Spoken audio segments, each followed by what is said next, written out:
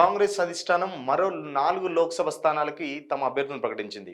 నిజామాబాద్ సంబంధించి senior Congress leader Jeevan Reddy, ఆదిలాబాద్‌కి ఆత్రం సుగుణ, మెదక్ సంబంధించి నీలం మధు గతంలో పటాన్ చెరు ఎమ్మెల్యే టికెట్ ఆశించి భంగపడి బీఎస్పీకెళ్ళి మళ్ళీ బీఎస్పీ నుంచి పోటీ చేసి, మళ్ళీ ఈ ఎంపీ ఎలక్షన్స్ టైంలో మళ్ళీ కాంగ్రెస్ రేవంత్ రెడ్డి సమక్షంలో మొన్ననే రీసెంట్‌గా కాంగ్రెస్‌లో జాయిన్ అయ్యాడు. తనకు ఎంపీ టికెట్ కండిషన్ మీద కాంగ్రెస్‌లో జాయిన్ అయ్యాడని కూడా అప్పుడు ఒక చర్చ జరిగింది. సో, నీలం మధుకు కూడా మెదక్ టికెట్ వరించింది. ఈ 3 పక్కకు పెడితే భువనగిరి చాలా హాట్. ఎందుకంటే భువనగిరికి సంబంధించి చాలా పోటీ జరిగింది. దీనికి సంబంధించే కోమటిరెడ్డి రాజగోపాల్ రెడ్డికి సీఎం ఒక రకంగా షాక్ ఇచ్చారని చెప్పుకోవచ్చు. ఎందుకంటే భువనగిరి ఎంపీ టికెట్ చామల కిరణ్ రెడ్డికి ఇవ్వడం పట్ల రాజగోపాల్ రెడ్డి చాలా తీవ్ర ఆగ్రహంతో ఉన్నట్టు తెలుస్తుంది. తన భార్య లక్ష్మి టికెట్ కోసం చాలా ప్రయత్నించాడు రాజగోపాల్ రెడ్డి. బట్ రేవంత్ రెడ్డి తన అనుచరుడికే ఆఖరి నిమిషంలో చక్రం తిప్పి ఢిల్లీ పెద్దల దగ్గర తన అనుచరుడు చామలకే టికెట్ దక్కేలా చేశాడు. దీంతో రాజగోపాల్ రెడ్డి తీవ్ర నిరాశకు గురైనట్టు తెలుస్తుంది. కావాలనే రేవంత్ తన భార్యకి టికెట్ రాకుండా అడ్డుపడ్డారని ఆరోపిస్తున్నారు.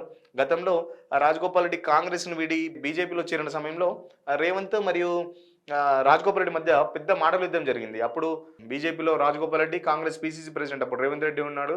అప్పుడు చాలా ఇద్దరి మధ్యలో పెద్ద మాటల యుద్ధం జరిగింది. కావాలని అది మనసులో పెట్టుకొని తన భార్యకు భువనగిరి ఎంపీ టికెట్ రాకుండా చేశారని రాజగోపాల్ రెడ్డి ఆరోపిస్తున్నారు. ఇది కాకుండా రాజగోపాల్ రెడ్డి తన భార్యకి ఎంపీ టికెట్ కావాలని, లేకపోతే తనకు మంత్రి పదవి రెండిట్లో ఏదో ఒక కండిషన్, ఆ రెండిట్లో ఏదో ఒకటి ఖచ్చితంగా ఇవ్వాలని ఢిల్లీ పెద్ద దగ్గర కండిషన్ పెట్టాడట. బట్ ఆల్రెడీ మీ అన్న కోమటిరెడ్డి వెంకటరెడ్డికి ఆల్రెడీ మంత్రి పదవి ఇచ్చాం. పైగా నల్గొండ నుండి మరోపక్క ఉత్తమ్ కుమార్ రెడ్డి కూడా మంత్రిగా కొనసాగుతున్నాడు. ఎటొచ్చి జిల్లా ఈక్వేషన్‌లో 2 మంత్రి పదవులు కంప్లీట్ అయిపోయాయి. సామాజిక వర్గం సంబంధించి 2 పదవులు ఆల్రెడీ రెడ్డిలకు కేటాయించాం కాబట్టి ఇప్పుడు మళ్ళీ మీకు ఇంకో మంత్రి పదవి ఇవ్వడం వీలు కాదు అని రాజగోపాల్ రెడ్డికి అధిష్టానం చెప్పిందని. కాకపోతే ఈ మంత్రి పదవి సాకుతో కనీసం తన భార్యకి ఎంపీ టికెట్ తెచ్చుకోవచ్చన్న ప్లాన్‌తోనే రాజగోపాల్ రెడ్డి మంత్రి పదవి కండిషన్ పెట్టారని గాంధీ భవన్‌లో ఒక చర్చ నడిచింది. కానీ ఆల్రెడీ కార్యకర్తలు మొన్ననే బీజేపీ నుంచి కాంగ్రెస్‌కి వచ్చాం, ఎమ్మెల్యే అయ్యాం. ప్లస్ మళ్ళీ మంత్రి పదవి అడగడం ఏంటి? మీ ఒక్క కుటుంబకే అన్ని పదవులు కావాలా?